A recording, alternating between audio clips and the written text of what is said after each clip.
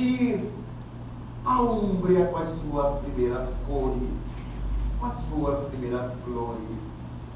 Francesco era marcado para uma manhã de sol, de primavera, a inauguração da nova igreja da Porciúncula. E recebia as pessoas à porta, com alegria, com jovialidade. Ele próprio tomara de 2 troços de lenha verde, confeccionara uma cruz e a pusera sobre o altar singelo, onde o bispo de Assis, a seu convite, celebraria a missa de inauguração da pequena igreja. Quando as pessoas chegaram, levando pequenos animais que ele abençoava a porta, quando a pequena igreja estava lotada de gente,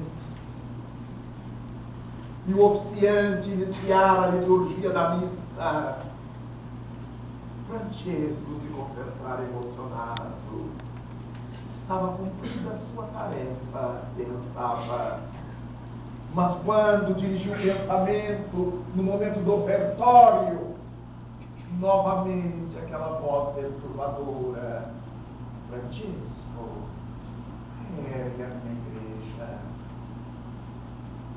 Ele deixa a missa, deixa a igreja e sai caminhando pelas estradas do Evangelista Moço. A igreja estava de pé, estava reerguida. Que igreja era essa que precisava ser novamente edificada? E quando ele se afastava da igreja pequenina em festa, dizem seus biógrafos que um homem passara por ele de estender a mão, pedindo uma esmola. Tão absorto estava em seus próprios pensamentos, que retirou da dobra da túnica a única moeda que tinha e colocou na mão daquele homem sem se dar conta de quem era. E continuou a marcha. Mais à frente, teve aquela sensação que todos nós temos, de que alguém nos está olhando por trás. E quando ele se volta sobre os calcanhares, lá estava o homem, mesmo lugar, de mão distendida, e Francesco se dá conta de que era um dos leprosos, caminhando por ali, aqueles mesmos leprosos que ele costumava visitar com sua amiga Clara de Assis desde há muito tempo. Aliás, fora Clara de Assis que tiraram dele as más impressões e o fizeram visitar as grutas no Vale dos Imundos, onde viviam os leprosos na região de Assis. Ele se dá conta de que aquele homem era um leproso. A moeda que pusera-lhe Francisco na mão caíra no chão, porque o homem não tinha os dedos para prendê-la. E ele volta,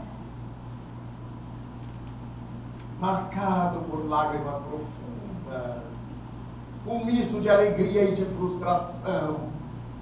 Abraça aquele homem no meio da estrada e ouve dentro de si a voz do amor. Entende qual era a igreja? Que a voz do Cristo lhe pedira renovar, reconstruir. Era de fato a igreja da fraternidade. Ele havia visitado tantas igrejas de pedra, onde as pessoas não tinham lugar. Elas entravam e saíam sem que fossem percebidas. Eram apenas um número. Ele agora sentia o quanto era importante reconhecer-se no outro o nosso irmão. Começa Francesco a chamar aquele homem de irmão. Dizem alguns dos seus cronistas que aquele leproso converteu-se a Jesus de Nazaré. mostrou-se diante dos seus olhos como um leproso para chamar de atenção, mas que era a própria figura do Cristo. Outros dizem que o leproso, ao apresentar-se para ele, declinou a sua verdadeira identidade, mostrando-se como Jesus. Outros afirmam que o próprio Francisco tivesse se tornado um leproso também. Mas o fato é que, a partir daquele encontro na estrada, a vida do jovem de Assis se convertera, se transformara totalmente. Ele voltara à pequena igreja da Porciúncula e dissera aos seus companheiros que tinha descoberto o que é que aquela voz dele solicitava durante tanto tempo, e começa então a atender os necessitados. Mas Francisco era um apaixonado pela vida, pelos seres, pelas coisas. Sentia-se um com a natureza, sentia-se parte dessa ecologia, sentia-se a parte mais enobrecida dessa ecologia, porque a parte que pode pensar nas outras partes é a parte que pode atender às outras partes, e por isso passa a ter nos vegetais seus irmãos, nos animais seus irmãos, nos astros do céu seus irmãos. Em todas as coisas, Francisco via seus irmãos. A verdade interna que ele passou a ser, a sinceridade de seus propósitos, converteram o pequeno Francisco no doce cantador de Deus, e doce cantador de Dio, para falar das coisas mais suaves. Era com Francisco. Cada um dos seus amigos tinha uma peculiaridade. Havia aqueles que sabiam cozinhar, havia quem era especialista em coser, em costurar as roupas, havia aquele que era perito em fazer doce, bolos, havia aqueles que eram do cuidado, de atender a Francisco, de medicá-lo, de fazer uma poção, um chá para o amigo, para o paizinho terápico. Dessa forma, o grupo cresce. Vários jovens, insatisfeitos com a vida que levavam, procuravam em Francisco esse apoio, esse arrimo, para buscar a felicidade. É por essa razão que a atitude franciscana não era uma atitude debilóide, de desnudar-se simplesmente, de escandalizar. Era dizer, simbolicamente, que ele já não precisava de nada daquela coisa, diante do convite mais profundo que ele passara a gargalhar dentro de si. Era um símbolo